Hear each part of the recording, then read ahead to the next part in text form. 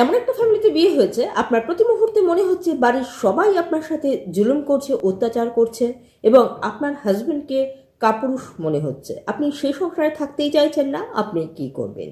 কোনো ডিভোর্সি বা উইডো নারীকে বিয়ে করার জন্য আপনার ভবিষ্যৎ এত সুন্দর হলো, আপনি এমন মেন্টাল স্যাটিসফ্যাকশন পেলেন যেটা আপনি পয়সা দিয়েও কোনোদিন কিনতে পারবেন না।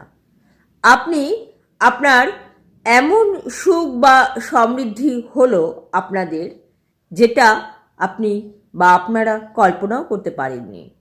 আপনাদের জায়গা হয়তো হলো জান্নাতে, যেটা অনেক সময় অনেকের স্বপ্ন।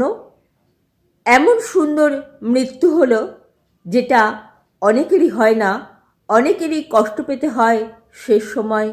আমি বলবো, আপনি এই সংসারকে নিজের ভাবুন, এর কাজগুলোকে নিজের কাজ মনে করুন, এবং পরিবারের সবাইকে যদি হিতাকাঙ্ক্ষী ভাবেন, তাহলে আপনার নিজেকে সার্ভেন্ট মনে হবে না।